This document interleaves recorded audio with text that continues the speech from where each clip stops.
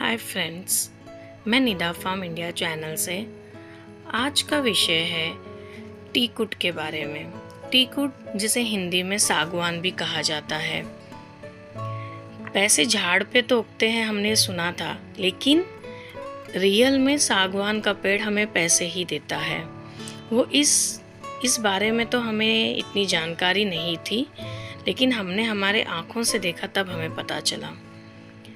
ये आइडिया हमें जब आया, जब हम हमारे लैंड को लेवलिंग कर रहे थे, तो हमारे जो अपोजिट में खेत है वहाँ पे एक परचेज़र आए थे जो टीकुट की परचेजिंग करते हैं। वो परचेज़र आए थे। वो लोगों ने वहाँ पर एक पर ट्री का रेट उन लोगों ने जो बताया, वो देखकर मैं और मेरे हस्बैंड बहुत शॉक हो गए कि रियल में इतना पैसा एक पेड़ के लिए हो सकता है क्या।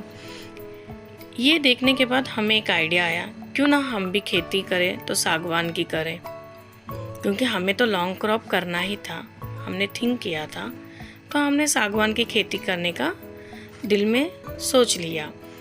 उसके बाद हम लोगों ने हमारे जो नियर में टिम्पर शॉप्स है, फर्नीचर शॉप्स है, और जो बड़े बड़े परचेजर्स हैं जो हमारे सागवान के पेड़ों को आते हैं, देखते हैं, वहाँ लेने के लिए आएंगे, वहाँ सब हमने इंक्वायरी की कि रियल में ये इतना प्राइस जाता है, इतना पैसा मिलेगा। तो ये तो राइट था, ये सब सही था। फिर हमने हमारे लैंड का प्रिपरेशन स्टार्ट किया।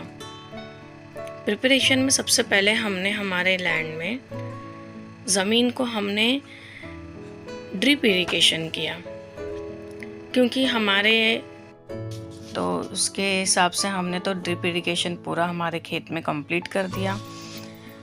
उसके बाद फ्रेंड्स, मैं आपको सबसे इम्पोर्टेंट ये कहना चाहती हूँ कि टीकुट जो है, सागवान जो है, वो ऐसी जगह हम प्लांट करना चाहिए जहाँ पर पानी जो ज़मीन में रुकता नहीं है। अगर जिस ज़मीन पर पानी रुकता है वहाँ पे आप टीकुट का प्लांट लगाएंगे तो उसकी जड़ें खराब हो जाएगी, वो बढ़ेगा नहीं। सबसे बड़ा पॉइंट उसी का यही है। पानी रुकना नहीं चाहिए, पानी वहाँ से निकल जाना चाहिए। हमने फिर उस पानी को नहीं रुकना है तो क्या करें, तो इसलिए हमने बेड बनाए। बेड पूरे खेत में हमने बेड बना दिए।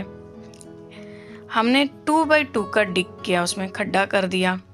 खड्डा करने के बाद हमने उसमें गोबर की खाद, और जो उसमें कुछ कीड़े ना लगे इसलिए गोबर की खाद और नीम का खल, जो नीम का वेस्टेज होता है, वो हमने उसमें डालकर उस खड्डों को रेडी किया, तैयार कर दिया। तैयार करने के बाद हमने मोस्टली ये जो प्लांटेशन होता है जो सागवान का, जून जुलाई ये मंथ में करना बहुत बेस्ट होता है हमारे पॉइंट ऑफ व्यू से, क्योंकि हमने ये किया था तो हमें बहुत अच्छा रिज़ल्ट आया। तब हमने क्या किया कि वहाँ पे, क्योंकि ना तमिलनाडु साइड में, हमारे चेन्नई साइड में जून जुलाई के समय बरसात एक दो आती रहती है। जैसे एक हफ्ते में 2 हफ्ते में बरसात पानी आता ही है, बरसात होती ही है, तो उससे जड़ों को जो जल्दी वो ग्रो कर लेती हैं, इसलिए हम लोगों को टेंशन ही था। फिर हमने सैपलिंग्स आके हमने सदगुरु फाउंडेशन से लिया, ईसा फाउंडेशन से लिया। ये आके हमने जो प्लांट का डिस्टेंस रखा, फिर 8x8 का प्लांट डिस्टेंस रखा।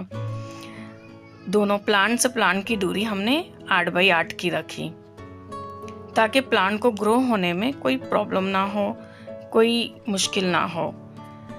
इससे हमने एक ये भी किया कि जो उसमें जो भी कीड़े लगते हैं, जो भी फंगस आते हैं, उसके लिए भी हमको केयरिंग करना था। प्लांट लगाना तो कोई बड़ी बात नहीं थी, लेकिन उसको संभालना बहुत बड़ी बात थी हमारे लिए। तो प्लांट की केयरिंग बहुत इम्पॉर्टेंट हो गई थी हमारे लिए। तो हमने हर 40 डेज़ में उसको फर्टिलाइज़र दिए। फर्टिलाइज़र में हमने DAP, फैक्टामस ज़मीन में दिया, और स्प्रे भी किया प्लांट्स पे, ताकि उस पर फंगस और इंसेक्ट का कोई प्रॉब्लम ना आए, कोई मुश्किल ना आए। तो fungus acid and insect acid ये दोनों का हमने स्प्रे भी किया। वो करने के बाद हमने पानी पे प्रॉपर मेंटेन किया, हमने पानी को ध्यान दिया कि पानी पेड़ों को बराबर दिया जाए। तो हमने हर 2-3 दिन में 1-2 घंटे से 3 घंटा पानी हमने ड्रिप इरिगेशन के हिसाब से दिया। अगर हम ड्रिप इरिगेशन से पानी देते हैं पर प्लांट 1 आवर में 4 लीटर पानी मिल ही जाता है, लेकिन हमने कोई समय 3 घंटा भी दिया पानी, तो उसके हिसाब से 12 लीटर 8 लीटर मिनिमम हमने 8 लीटर वाटर हर प्लांट को जाना चाहिए, उसी के हिसाब से दिया ताकि उसमें नमी रहे, प्लांट ख़राब ना हो। स्टार्टिंग में पानी थोड़ा ज़्यादा लगता है तो हमने उसका ध्यान बहुत दिया, क्योंकि जब हमने प्लांट को लगाया हमारे खेत में, उसकी जड़ें पकड़ने से पहले प्लांट्स को पानी जो हमने गोबर की खाद डाली थी वो इसी पे थे। उसके बाद हमने कोई फर्टिलाइज़र नहीं दिया था, क्योंकि सैपलिंग्स हमने जहाँ से लिए थे सदगुरु फाउंडेशन से, उन लोगों ने हमें गाइड किया था कि आपको स्टार्टिंग 1.5 मंथ उस पे कोई स्प्रे नहीं करना है, सिर्फ आपको गोबर की खाद डालनी है और पानी देना है। उसके बाद अभी जो ये प्लांट है हमारे, आप देख रहे हैं दोस्तों, ये प्लांट हमारे 1 ईयर के थे। हमने लगाने के बाद हमें उसमें बहुत अच्छा दिखा, बहुत तेज़ी से, बहुत फास्ट ये बढ़ रहे थे। हमारे प्लांट्स में कोई बीमारी नहीं थी, कोई प्रॉब्लम्स नहीं थी, सब कुछ बहुत अच्छे से हो रहा था। इसके बाद हमने फ्रेंड्स वेट किया।